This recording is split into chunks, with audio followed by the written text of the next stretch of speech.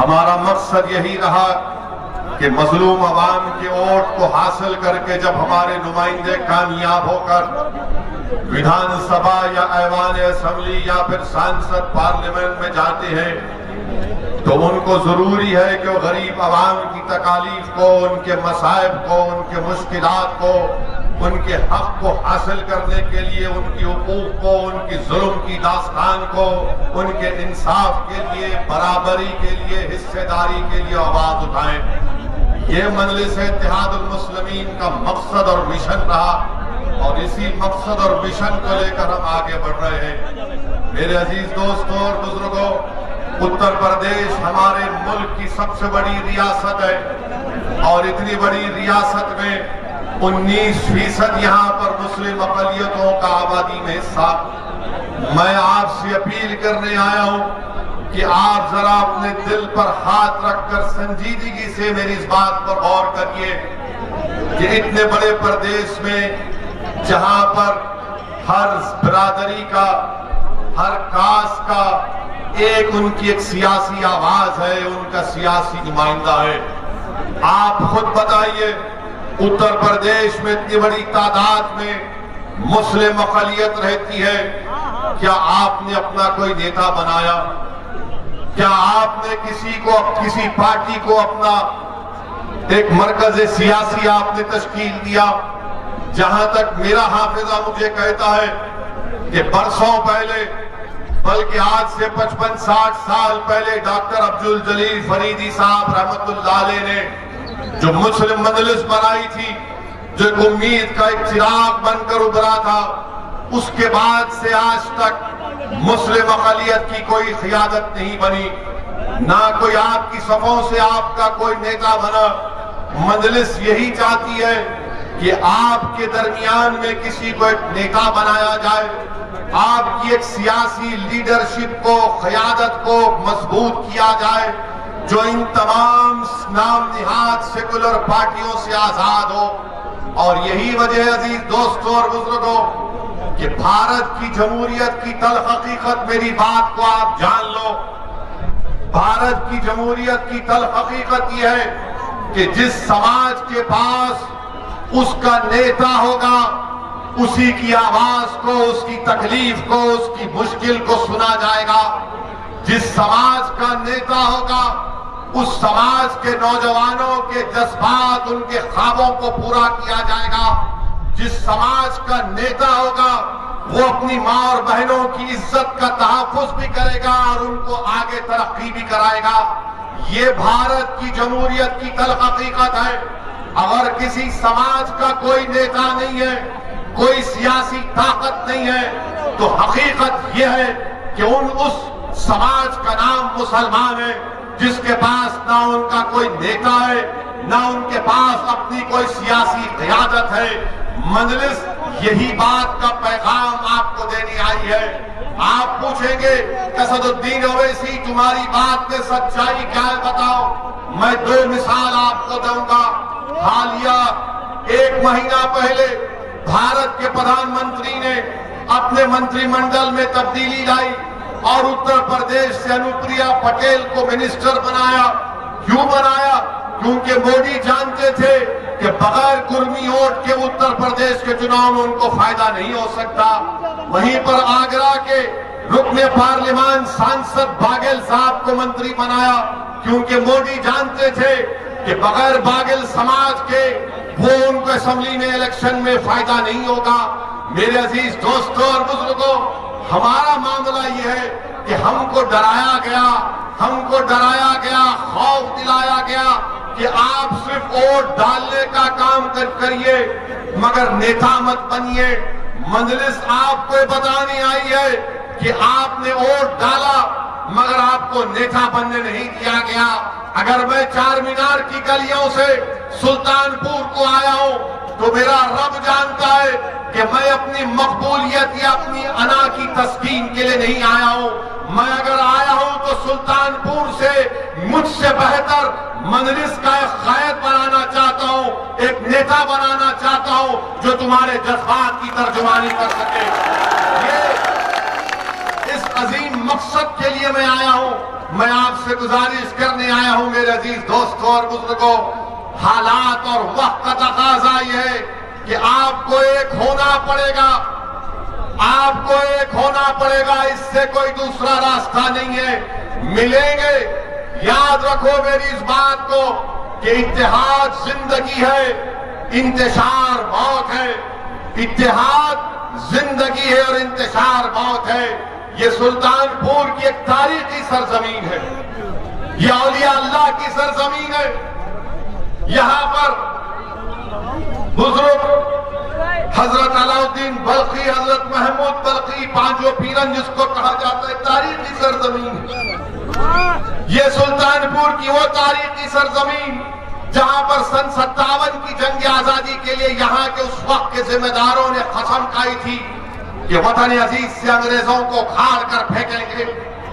ये सुल्तानपुर की अजीम सरजमीन जहां पर शीतल मल्ला ने आजादी की लड़ाई में अपनी जान और अपनी एक एक चीज को कुर्बान किया। आज बताओ आप कहां है आपके नेता? गली में कोई हीरो बन जाता है या कोई छोटा मोटा काम कर लेता है। मैं आपको बताना ये चाह रहा हूं कि आपको नेता बनना है। आप बरसों सिर्फ वोट डालते गए, कभी आपने कांग्रेस को वोट दिया, तो कभी आपने बीएसपी को वोट दिया, तो कभी आपने समाजवादी को वोट दिया। मैं आपको ये बताने आया हूं कि क्या कभी आपने अपने आप को वोट दिया? क्या तुमने कभी अपने आप को कामयाब करने के लिए वोट दिया? तुमने गैरों को कामयाब किया, तुमने अपनों से दामन को छुड़ा दिया। आज ओवैसी तुम्हारे दरमियान में आया है। मैं तुम्हारा भाई भी हूं, तुम्हारा बेटा भी हूं, मैं तुम्हारा चाहने वाला भी हूं और मैं एक इंसान हूं। यकीनन मुझ में कई कमजोरियां होंगी, मगर मेरा दिल धड़कता है तो मजलूमों के लिए मुझे गुस्सा आता है जुल्म को देखकर। मैं जुल्म को बर्दाश्त नहीं कर सकता, मैं नाइंसाफी को बर्दाश्त नहीं कर सकता। इसीलिए मजलिस के मुखालिफिन कहते कि असदुद्दीन ओवैसी की जबान कड़वी है। अरे जबान कड़वी अगर है तो इसका जिम्मेदार तुम्हारी नाइंसाफी है। तुमने 60 साल से हमारा वोट लिया, बल्कि तुमने वोट नहीं लिया, हमारा खून चूस लिया। तुमने हमारा वोट लिया मगर हमारे नौजवान नस्लों को बर्बाद कर दिया। तुमने हमसे वोट तो ले लिया मगर गरीबी हमारा मुकद्दर बनाकर रख दिया। तुमने हमारा वोट तो लिया, हमारे बच्चे और बच्चियों को स्कूल से महरूम कर दिया। तुमने वोट तो लिया और हमारे नौजवानों को जेल में डालकर सड़ा दिया गया। बताओ, ये जब आवाज उठती है, ये जब सवालात उठते हैं, चाहे कांग्रेस हो, समाजवादी हो, बीएसपी हो या बीजेपी हो, कहते हैं कि देखो ये किस जबान में बात कर रहा है। अरे मैं संविधान की जबान में बात कर रहा हूं, वो संविधान जिसको बाबा साहेब अम्बेडकर ने बनाया था। बाबा साहेब अम्बेडकर ने संविधान बनाकर कमजोर तबकात को, वंचित समाज को कहा कि हमने संविधान बना दिया, अब हम तुमको हथियार देकर जा रहे हैं। बाबा साहेब ने कहा कि हम तुमको हथियार देकर जा रहे हैं। वो क्या हथियार था? वो हथियार था आपका वोट। मगर जालिमों ने हथियार को हथियार नहीं बनने दिया, बल्कि आपको कहा कि अगर तुम इस हथियार को इस्तेमाल करोगे तो तुम खत्म हो जाओगे। मैं आपको यही याद दिलाने आया हूं, ये वोट आपका हथियार है। जमहूरियत में वोट आपका हथियार है। जिसको चाहे आप जमीन पर सुला सकते हैं, जिसको चाहे आप कुर्सी पर बिठा सकते हैं, मगर अब की बार इंशाअल्लाह ताला आपको मजलिस के उम्मीदवार को कामयाब करना है। लोग हमारे मजलिस के मुखालिफिन कहते असदुद्दीन ओवैसी जज्बाती तहरीर करता है, तो आप क्यों नहीं करते? कौन रोका आपको? जज्बात में कौन आता है मालूम आपको? जज्बात में वो आता है जो जुल्म को देखता है, जज्बात में वो आता है जो नाइंसाफी को देखता है, जज्बात में वो आता है जिसके दिल में एक तरफ होती है कि मुझे हिस्सा मिलना चाहिए, जज्बात में वो आता है जिसमें एक तरफ होती है कि मुझे अपना मुकाम मिलना चाहिए, जज्बात में वो आता है जो किसी को देखता है कि नहीं मुझे भी आसमान सूंघा है, मैं जमीन पर नहीं रहना चाहता हूं। जो लोग जज्बात में नहीं आते वो मुर्दार के मुर्दा कहने के लायक है। इसीलिए मेरे अजीज दोस्तों और बुजुर्गों, जज्बात को जमहूरियत में संविधान की चार दीवारी में रहकर हमको अपने ख्वाबों को पूरा करना है। और वो ख्वाब क्या है? समंदर की तह में जाकर ख्वाब को तलाश करना नहीं है। वो ख्वाब आसमानों पर या चांद पर जाकर मट्टी लाना नहीं है। मेरा ख्वाब और आपका ख्वाब सिर्फ यही है कि हम मुत्तहिद हो जाएं और अपनी जमात को मजबूत करें। मेरे अजीज दोस्तों और बुजुर्गों, ये Samajwadi party, BSP, Congress, BJP सब हम पर तनकीद करते हैं, अनाप शनाप भगते रहते हैं। मुझे इसकी कोई फिक्र नहीं है, क्योंकि मैं जानता हूं कि अगर ये मुझ पर उंगलियां उठा रहे हैं, मुझ मेरे बारे में बोल रहे हैं, इसलिए बोल रहे हैं कि पूरे उत्तर प्रदेश में अगर उनको कोई नजर आ रहा है जो गरीब मजलूम आवाम की आवाज बनकर उनके इंसाफ का मुतालबा कर रहा है, तो उनको मैं ही नजर आ रहा हूं। इसीलिए मजलिस पर तनकीद करते हैं, निशाना बनाते हैं। मगर हम ये पूछना चाहते हैं, सवाल मेरी जातियत का नहीं है। बताओ, उत्तर प्रदेश का मुसलमान इतना कम पढ़ा लिखा क्यों है? उत्तर प्रदेश का मुसलमान इतना कम पढ़ा लिखा क्यों है? कौन जिम्मेदार है इसका? उत्तर प्रदेश में हमारे मुसलमान बच्चे और बच्चियां सिर्फ 3% मुसलमान हाई स्कूल मुकम्मल करते हैं, सिर्फ 2% मुसलमान ग्रेजुएशन मुकम्मल करते हैं। और 5 साल और 15 साल के दरमियान में सबसे ज्यादा बच्चे अगर स्कूल के बाहर है किसी समाज के, तो मुसलमानों के 60%। क्या तुमने सुना कभी अखिलेश की जबान से? क्या तुमने सुना कभी बीएसपी के किसी नेता की जबान से? बताओ इसका जिम्मेदार कौन है? ये नाइंसाफी देखकर खून खौलता है कि जब सबके बच्चे पढ़ सकते हैं तो मेरा बेटा क्यों नहीं पढ़ सकता, मेरी बेटी क्यों नहीं पढ़ सकती, मेरे भाई का बच्चा ग्रेजुएशन क्यों नहीं कर सकता? ये इसलिए नहीं करना चाहते, ये कभी आपको ताकतवर नहीं बनाना चाहेंगे। ये सिर्फ आपको डराएंगे, डराएंगे, डराएंगे, डराएंगे, खौफ दिलाएंगे। अगर तुम मजलिस को वोट दिए, तुम अगर ओवैसी की बातों में आ गए तो फुलां जीत जाएगा। अरे पूरे भारत में बीजेपी 2 मरतबा उनका प्रधानमंत्री बन गया तो ओवैसी की वजह से बना मोदी या तुम्हारी नाहली की वजह से बना? मैं जिम्मेदार हूं उसका। हर वक्त कहेंगे नहीं असदुद्दीन ओवैसी आया है तो वोट काट देगा मुसलमानों के, कहते हैं ना, कहते हैं ना कि ओवैसी लड़ेगा तो वोट काट देगा। अब मेरा सवाल, इसका जवाब आपको देना पड़ेगा। अखिलेश यादव को आपने झोली भर भर के वोट दिया, दिया ना? इसी विधानसभा से दिया ना? तो सूर्या कैसे जीता?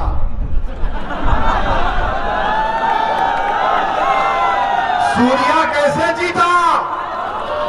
तुम्हारी वोट से जीता या अखिलेश के लोगों ने वोट नहीं दिया? बताओ, सवाल का जवाब दो। तुमने सूर्या को वोट दिया, ये वो अनूप को वोट दिया, शर्माओ मत, बताओ। कितनों ने सपा को वोट दिया? हाथ उठाओ। शर्माओ ने, डरने की जरूरत नहीं, अल्लाह से डरो। अब आप ये अपने दिल से पूछो कैसे सूर्या जीत गया? मैं तो नहीं था ना, हम थे क्या? ये दाढ़ी वाला टोपी वाला तो नहीं था ना, तो फिर कैसे सूर्या जीत गया? कैसे जीता? ये जीता इसलिए क्योंकि अखिलेश भैया के लोग उसको अपना नेता मान लिए, उसको वोट दे दिए। और आपको बोला नहीं नहीं डालेंगे तो वो जीत जाएंगे। डराया डराया। अब आपको फैसला करना है, डरने और घबराने की जरूरत नहीं है। और 2019 के पार्लियामेंट के चुनाव हुए, क्या बहन जी और अखिलेश मिलकर नहीं लड़े? लड़े ना, लड़े ना। कौन जीता यहां से? ये पार्लियामेंट का चुनाव कौन जीते? पार्लियामेंट का चुनाव कौन जीता? बीजेपी के जीते ना। आपने वोट दिया बीजेपी को? दिया आपने वोट बीजेपी को? देंगे बीजेपी को? फिर जीता कैसा बीजेपी? कैसा जीता बीजेपी? कौन वोट दिया बीजेपी को? ये बात हम जब बोलते हैं तो समाजवादी, बीएसपी, बीजेपी, कांग्रेस सबकी रातों की नींद हराम हो जाती है। क्या हमने 2019 के लोकसभा चुनाव में एक कैंडिडेट खड़ा किया? मजलिस ने खड़ा किया, फिर कैसा जीत गया? कौन जीते? बीजेपी जीत गई। सबसे ज्यादा पार्लियामेंट की सीट पर बीजेपी जीत गई।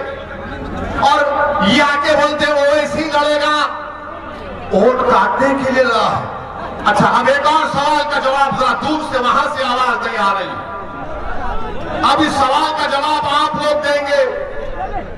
क्या तुमने कभी सुना कि हमारे हिंदू भाइयों ने अगर बीजेपी को वोट दिया तो क्या अखिलेश ने कहा कि हिंदू वोट डिवाइड होगा इसलिए मैं हार गया? तुमने सुना कभी? क्या तुमने कभी सुना कि बहुजन समाज के नेता ने कहा कि हमको हमारे दलित समाज ने वोट नहीं दिया तो बीजेपी जीत गई? आपने सुना? इनकी क्या मजाल कि मुझे कहते हैं कि मुसलमान का वोट नहीं मिलेगा तो बीजेपी जीत जाएगी। क्या मुसलमान तुम्हारा कैदी है? क्या तुम उनके गुलाम हो? क्या तुम बहादुर हो? क्या तुम मर्दे मुजाहिद हो? क्या तुम मोमिन हो? क्या तुम रसूलुल्लाह के गुलामों के गुलाम हो? तो फिर अब की बार इन जंजीरों को तोड़ दो मेरा भाई।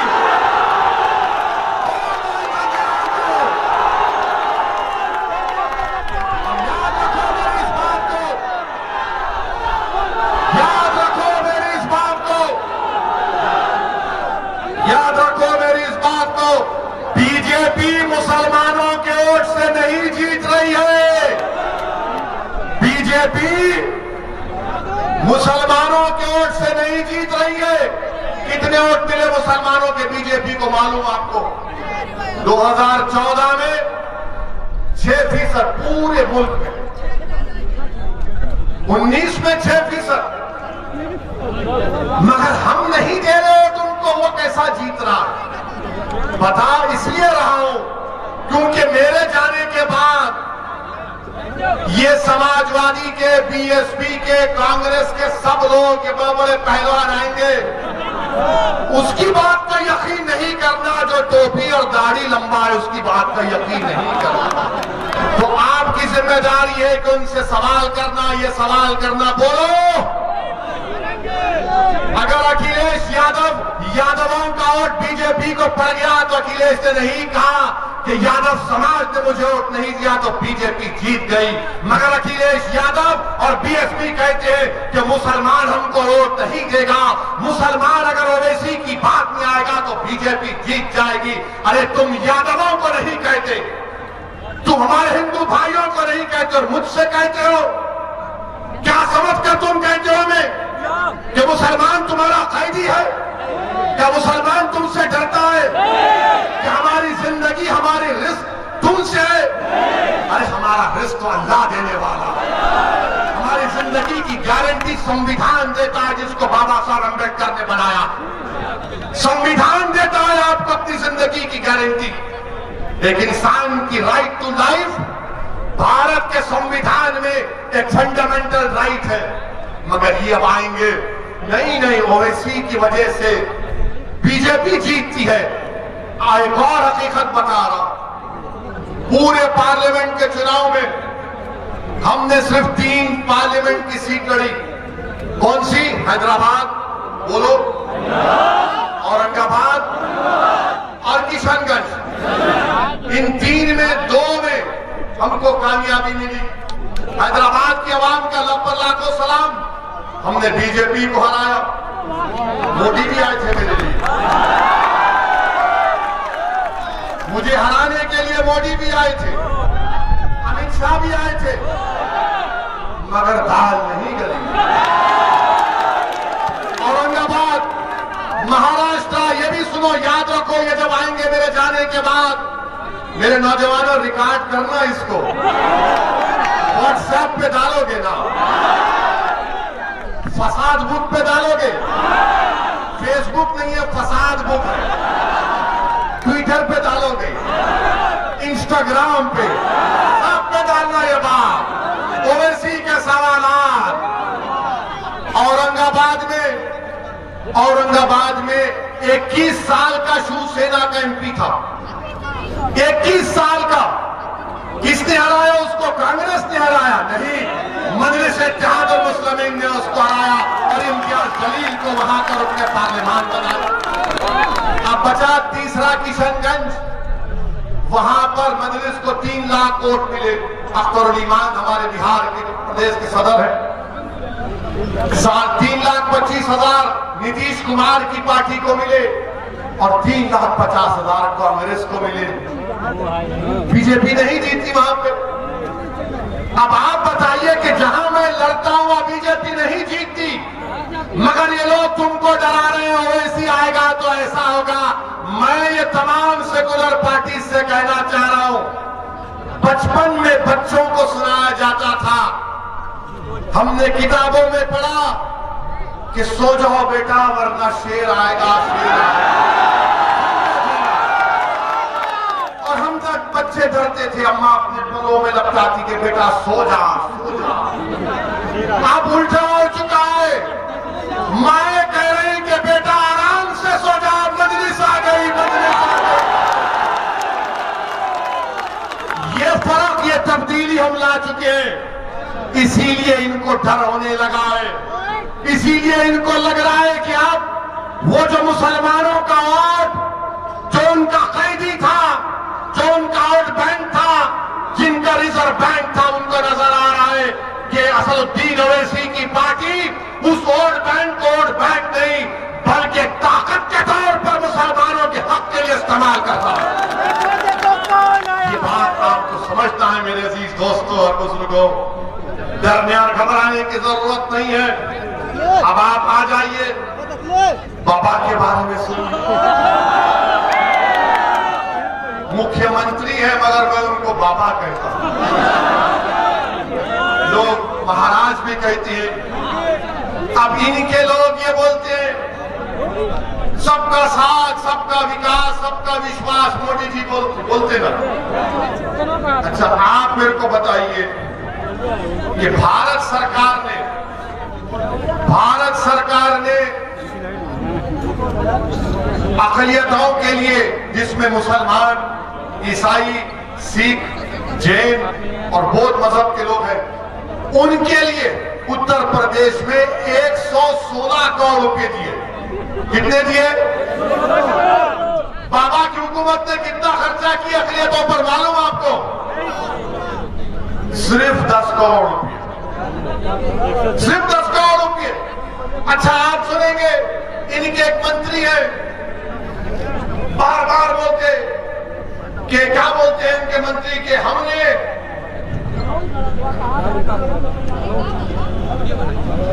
इनके मंत्री कहते हैं कि हमने मुसलमानों को प्रधानमंत्री आवास योजना में हमने घर दिया है। मैंने पार्लियामेंट में सवाल किया, अखिलेश भैया तो सवाल नहीं करते, उनको मालूम कि लोग कहां जाएंगे हमको छोड़कर। वो तो हमको भैंस समझते हैं कि दूध निथार निथार निथार निथार के खुद ही पी लिए। हमने सवाल किया था कि बताओ प्रधानमंत्री आवास योजना ग्रामीण में कितने घर मुसलमानों को उत्तर प्रदेश में मिले? तो कहा गया 2017-18 में मोदी की सरकार ने 7,65,000 घर दिए। कितने दिए? 7,65,000 घर दिए। और आपको मालूम मुसलमानों को कितने मिले? 10। 7,65,000 में 10 घर मुसलमानों को मिले। और बाबा और मोदी कहते सबका साथ, सबका विश्वास, सबका विकास। बताइए आप कितना नाइंसाफी और झूठ हमसे। और फिर एक और जगह पर एक बीजेपी के लोगों ने कह दिया कि हम मुसलमानों के लिए इतना कर रहे हैं, ओवैसी को सिर्फ भड़काऊ भाषण देते हैं। हम ये बीजेपी की सरकार को पूछना चाह रहे हैं, जरा ये तो बता दीजिए कि सुल्तानपुर में कितने सीनियर सेकेंडरी के स्कूल हैं? सुल्तानपुर में एक भी सीनियर सेकेंडरी का स्कूल नहीं है। पूरे एक ब्लॉक में एक ही स्कूल है, पहली से 10वीं जमात, यानी क्लास 1 से क्लास 10 तक, वो भी कहा है मदरसा। अब आपने टीवी पर देखा होगा कि माशाल्लाह हमारे टीवी के लोग भी मोदी जी के बहुत करीबी दोस्त हैं, बहुत करीबी दोस्त हैं। यहाँ पर है वो हमारे दोस्त हैं नौकरी करके, ये नहीं कि जो मालिक है वो बहुत करीबी दोस्त है। उनका ऐसा रिश्ता है मोदी जी से कि वो अपने बाप को गाली सुनना पसंद करेंगे, पर मोदी जी के बारे में तनकीद सुनना पसंद नहीं करेंगे। तो क्या चला है टीवी पे कि मुसलमानों ने कह दिया कि बच्चे और बच्चियां साथ मिलकर नहीं पढ़ना चाहिए। देखा होगा ना टीवी पर आपने। हमारे पास भी मीडिया के लोग आए, मैंने कहा देखो मुझे बुलाओगे तो भारी पड़ जाएगा। बोले कैसे पड़ेगा? हम बोलेंगे तुमने बच्चियों के लिए कितना स्कूल खोला बताओ पहले।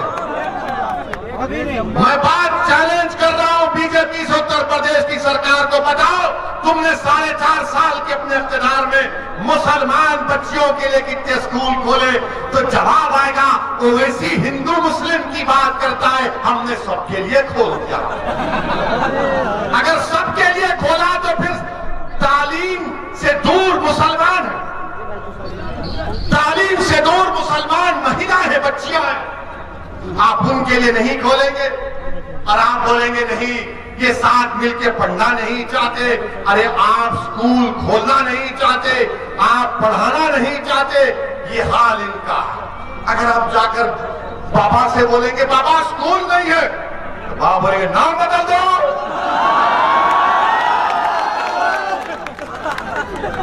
बाबा से बोलेंगे स्कूल नहीं है, मुसलमान बच्चों के नाम बदल दे। आप बोलेंगे अरे नहीं स्कूल नहीं है, तो बोलेगा ठोक दूंगा। आप बताइए एक मुख्यमंत्री इस तरह की जबान इस्तेमाल करता है क्या? अच्छा आप देखिए आपके सुल्तानपुर में अस्पताल कितने हैं? सुल्तानपुर में 2 डिस्ट्रिक्ट हॉस्पिटल हैं और वाराणसी में 4। ये क्यों ना इंसाफी है सुल्तानपुर की जनता से? और फिर कानपुर नगर में 19 पब्लिक हेल्थ सेंटर है, सुल्तानपुर में खाली 40 है। बाबा क्या करेंगे आप? तो बोलेंगे ओवैसी ठोक दूंगा। हम अपना हक पूछ रहे हैं, बताइए आप ये क्या हो रहा है? जब ये मसाइल हम उठाते हैं तो इनको लगता है कि नहीं ये ऐसा हो रहा है, ये जज्बात में ला रहा है, ये बीजेपी को फायदा पहुंचा रहा है, ये मुसलमानों के वोट काट रहा है। अरे वो जो उत्तर प्रदेश में हमारा हिंदू भाई मोदी को वोट किया, तुम्हारी जबान में तुम्हारे मुंह में जबान है ना, बोलो उनके बारे में। क्या यादवों ने वोट नहीं दिया मोदी को? या नहीं दिया? इसीलिए सूर्या जीता ना। क्या हमारे दलित भाइयों ने नहीं दिया? क्या ठाकुरों ने नहीं दिया? क्या ब्राह्मण समाज के लोगों ने नहीं दिया? सब देते हैं, मगर कोई ये नहीं कहता कि हिंदू वोट हमको क्यों नहीं मिला। मगर सबकी जबान पे क्या होता है? मुसलमान वोट क्यों जा रहा है? ये आपको फैसला करना है मेरे अजीज दोस्तों और बुजुर्गों। और आज आप देखते हैं कि हमारे मुल्क में महिलाओं की फिक्र किसको? हमारे मुल्क में मालूम आपको किसकी, कौन से महिलाओं की फिक्र है? हर टीवी पे अफगानिस्तान में महिला पे ऐसा हो रहा, अफगानिस्तान में ऐसा। अरे कानपुर में जो हुआ उसके बारे में नहीं बोलोगे? लखनऊ से करीब कानपुर, उत्तर प्रदेश की राजधानी से करीब कानपुर, एक मुसलमान है, उसको मारा और पीटा जा रहा है। तस्वुर की दुनिया में तुमको लेकर जाना चाहता हूं। फर्ज करो कि तुम हो और कानपुर में इस मजमे के तमाम में से कोई एक लोग हो, एक शख्स हो, उसके साथ अपनी बेटी हो 11 साल की, और मौत तुमको घेर कर मार रहा है, पीट रहा है, कह रहा है कि ये नारा लगाओ, वो नारा लगाओ, और तुम्हारी बेटी पुकार रही है इन जालिमों से कि मेरे अब्बा को मत मारो, मेरे अब्बा को मत मारो। क्या 11 साल की बच्ची के जहन में ये चीजें आएंगी कि उसके सामने उसकी बाप की बेइज्जती की गई? किसने आवाज उठाई? बोलो। कोई आवाज नहीं उठाया। मुझे बयान देना पड़ा टीवी पर जाकर, तो तब जाकर हरकत में आए। इन बच्ची के बारे में कौन बात करेगा? कौन बात करेगा उस बच्ची के बारे में? मेरे अजीज दोस्तों और बुजुर्गों, इस मुल्क की आजादी में जैसा मैंने कहा कि सन 57 की जंग आजादी में हमने हिस्सा लिया, हमारे उलमाओं ने जिहाद का फतवा दिया। अल्लामा फजल कैनाबादी की कुर्बानी को कोई सुबह क़यामत तक नहीं बुला पाएगा इंशाअल्लाह। वहीं पर चौरी चौरा का वाकया हुआ था, एक पुलिस स्टेशन पर हमला हुआ।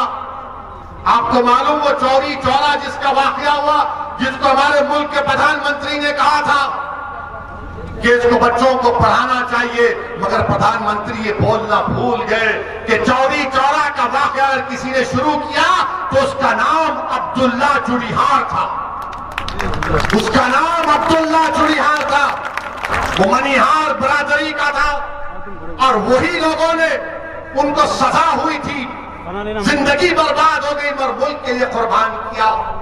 और वही मनीहार बरादरी का तस्लीम नामी शख्स मध्य प्रदेश इंदौर में चूड़ियां बेचने जाता है, तो उससे कहा जाता है तेरा आधार कार्ड क्या है, तेरा नाम क्या है। उसके चूड़ियों को लूट लिया जाता, उसके पैसों को छीन लिया जाता। बताओ मोदी जी, क्या यही चौरी चौरा के मुजाहिदीन को खराज अकीदत आप पेश कर रहे हैं कि अब्दुल्ला चूड़ीहार का जानशीन उसकी नस्ल का तस्लीम पर मारा गया? उसको बताइए आप मेरे अजीज दोस्तों और बुजुर्गों, मेरे अजीज दोस्तों और बुजुर्गों, बड़े बड़े जुल्म के वाकयात हमारे मुल्क में हो रहे हैं, जिसको देख कर अगर आंख में आंसू नहीं आएंगे तो याद रखो तुम इंसान कहलाने के लायक नहीं हो। कभी एक फकीर है तो उसको मारा जाता है कि तूने क्यों भीख मांगी। खुर्शीद का वाकया यहां पर हुआ नहीं हुआ? खुर्शीद अहमद का वाकया सुल्तानपुर में हुआ, और सबसे पहले वहां पर हमारे अकरम बेग साहब और सरफराज साहब पहुंचे। ये जुल्म के वाकयात हमारे पर इस प्रदेश में और पूरे मुल्क में हो रहे हैं। मेरे अजीज दोस्तों और बुजुर्गों, मैं आपको सिर्फ यही बताना चाहता हूं कि डरने और घबराने की जरूरत नहीं है। याद रखो, भारत का संविधान आपको इस बात की इजाजत देता है कि आप अपने मजहब पर चलें। आपको मजहबी आजादी दे दी गई है, आप अपने मस्जिदों को आबाद रखें। भारत के संविधान में आपकी जिंदगी, हर भारत के शहरी की जिंदगी एक बुनियादी हक है, फंडामेंटल राइट है। डरने और घबराने की जरूरत नहीं है। और एक बात मेरी याद रखो कि जो जुल्म करता है ना, वो जालिम खत्म हो जाता है। फिरौन था ना, फिरौन मालूम कौन था आपको? फिरौन एक बादशाह था, जुल्म करता था और अपने आप को खुदा कहता था। तो अल्लाह ने हजरत मूसा को उसकी तरफ भेजा, और उसके दरबार में, फिरौन के दरबार में गरीब लड़की थी, बहुत गरीब थी, झोपड़ी में रहती थी। उसका काम यह था कि फिरौन के बेटी के बालों को कंघी किया जाए। और एक दिन जब वो फिरौन के महल में बादशाह की बेटी के बालों में कंघी कर रही थी, तो कंघी नीचे गिर गई। उसने झुककर उठाया और कहा कि मेरा रब वो है जो मूसा और हारून का रब है, कि रब मूसा और हारून, मेरा रब वो है जो अल्लाह है। उसने कहा, तो बादशाह की बेटी ने कहा कि तू मेरे बाप को खुदा नहीं मानती? तो उसने कहा नहीं, मैं उसको खुदा मानती हूं जो तेरे बाप का और तेरा और मेरा वो अल्लाह है, मैं उसको अपना रब मानती हूं। उसने जाकर अपने बाप से कहा कि एक कनीज है काम करने वाली जो मेरे बालों में कंगा करती, वो तुझको खुदा नहीं मानती। फिरौन ने उसको अपने दरबार में बुलाया। उसके 2 बच्चे थे, एक शीरखार बच्चा था और एक 10-11 साल का बच्चा था। 2 रिवायतें हैं। एक रिवायत में आया कि फिरौन ने कहा कि क्या तू मुझे खुदा नहीं मानती? तो उसने कहा नहीं, मैं उसको मानती हूं जो तेरा भी रब है और मेरा भी रब है, वो अल्लाह है। उसने कहा देख, मैं एक बड़ा तांबे का बर्तन लाया, उसमें तेल डाला और उसको खूब जलाया और कहा कि अगर नहीं मानेगी मुझे खुदा तो तेरे बेटे को उसमें डाल दूंगा, तेरे 10 साल के बेटे को। उसने कहा कि मैं तब भी तुझे अपना रब नहीं मानूंगी, मेरा रब वो है जो तुझे और मुझे और सारी कायनात को बनाया अल्लाह। उस जालिम फिरौन ने उस बच्चे को उसकी मां के हाथ से छीनकर तेल में डाल दिया। वो बच्चा फौत हो गया। फिर पूछा बोल अब क्या बोलेगी? तो उसने जब देखा कि बच्चे की हड्डियां सामने आ गई, उसकी आंख से आंसू निकलना शुरू हो गए, तो बादशाह फिरौन ने कहा अब तू डर गई, अब मान ले मुझे खुदा, तेरे आंख में आंसू आ गए। तो उस लड़की ने कहा कि मेरे आंख में आंसू मेरे बच्चे की मौत की वजह से नहीं या तेरी खौफ की वजह से नहीं, मेरे आंख में आंसू सिर्फ इसलिए आए कि अल्लाह मुझे एक ही जान दिया अपने दीन पर कुर्बान करने के लिए।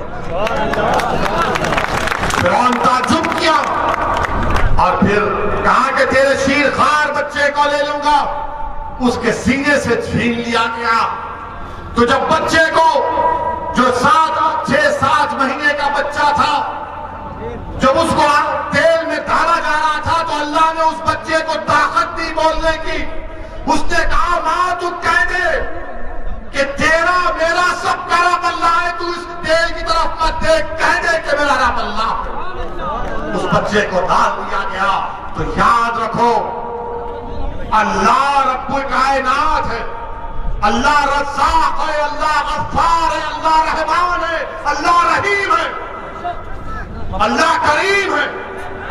और अल्लाह के दरबार में कभी भी जालिमों से अल्लाह इंसाफ करता है और जुल्म का खात्मा होगा इंशाअल्लाह होगा। और याद रखो वो सहाबी रसूल का वाक़या याद आ रहा है, जब रोमियों से जंग हुई, हजरत अब्दुल्लाह हुदैफा शामी थे जिनको रोम के बादशाह ने गिरफ्तार कर लिया और उनसे कहा कि तुम इस्लाम को छोड़ दो। उन्होंने कहा नहीं छोड़ूंगा। उसने कहा मेरी बेटी से शादी कर ले। उन्होंने कहा मेरा शादी करने का इरादा नहीं है। उसने जेल में डाल दिया। एक बदकिरदार किस्म की एक महिला को उसके पीछे लगा दिया। वो जेल में भागते थे, उससे कहते थे कि मुझे हाथ मत लगा, तू गैर महरम है। फिर बादशाह ने बुलाया उनको और कहा कि चलो मैं तुमको एक और ऑफर देता हूं, तुम मेरी अंगूठी को चूम लो। उस अंगूठी पर कुछ और निशान था। उन्होंने कहा यह भी नहीं कर सकता। ये होठ जो अशहदु अल्ला इलाहा इल्लल्लाह व अशहदु अन्ना मुहम्मद रसूलुल्लाह कहते हैं, जो मोहम्मद मुस्तफा सल्लल्लाहु अलैहि वसल्लम की गुलामी में सलातो सलाम पढ़ते हैं, इन होठों को मैं वहां नहीं चूम सकता। बादशाह ने कहा मेरे माथे को चूम ले, मैं 100 सहाबियों को आजाद कर दूंगा। उन्होंने कहा नहीं करूंगा। फिर कहा कि 300 रिहा करूंगा। तो उन्होंने कहा तुम पूरों को रिहा करो, तेरे माथे को चूमूंगा। उन्होंने माथे को चूमा और जब वापस गए तो खलीफा हजरत उमर थे। हजरत उमर ने आगे बढ़कर हजरत अब्दुल्लाह हुदैफा की पेशानी को छूआ। और वो जो फिरौन के दरबार का वाकया है, जब शबे मिराज में अल्लाह के रसूल सल्लल्लाहु अलैहि वसल्लम सफरे मिराज पर जा रहे थे तो एक पहाड़ी में आका दो आलम सल्लल्लाहु अलैहि वसल्लम को अच्छी खुशबू आई। तो जिब्राइल से पूछा ये कौन है? तो कहा ये वो लड़की है जिसने फिरौन के दरबार में अपनी औलाद को कुर्बान कर दिया और कहा कि तू मेरा खुदा नहीं है, अल्लाह मेरा रब। मेरे अजीज दोस्तों और बुजुर्गों, हिम्मत और हौसले को बरकरार रखो। इन जलसों को मुनक्कद करने का या आपके दरमियान में आने का अहम पैगाम यह है कि डरने और घबराने की जरूरत नहीं है। अल्लाह हमारे लिए काफी है। हस्बुनल्लाहु निअमल वकील, हस्बुनल्लाहु निअमल वकील, वो निअमल मौला व निअमल नसीर। मेरे अजीज दोस्तों, डरने की जरूरत नहीं है।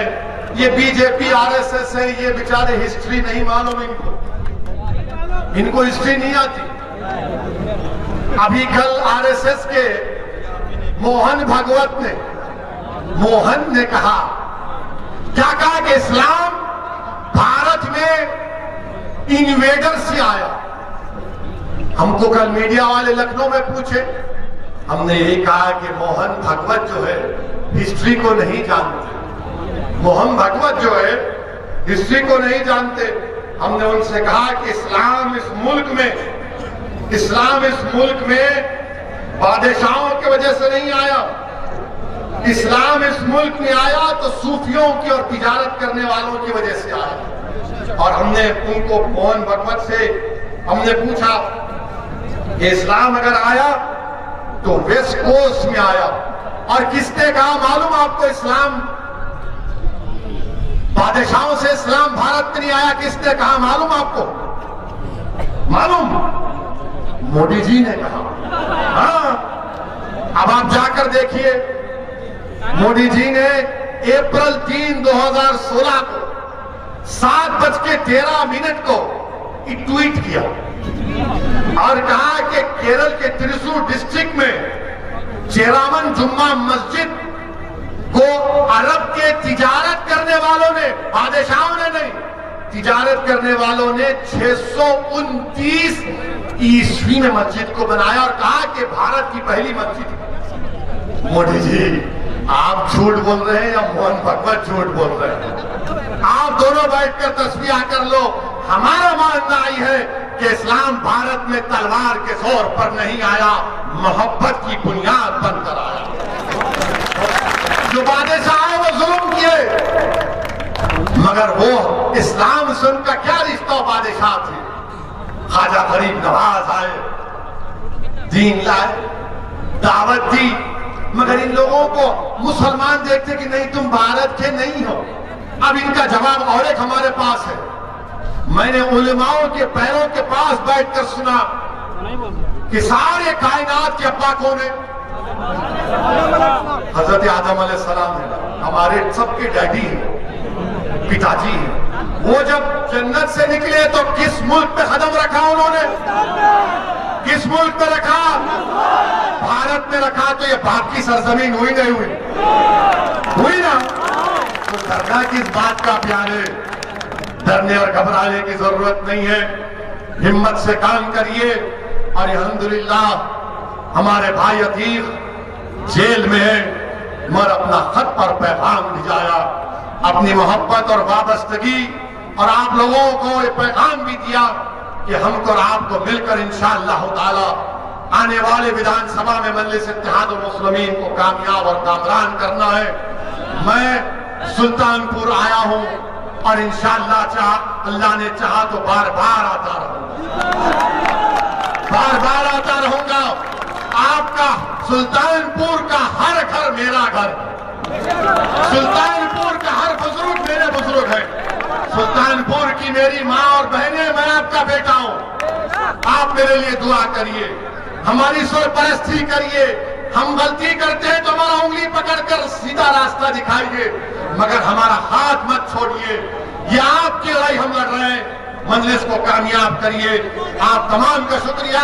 अस्सलाम वालेकुम व रहमतुल्लाहि व बरकातहू।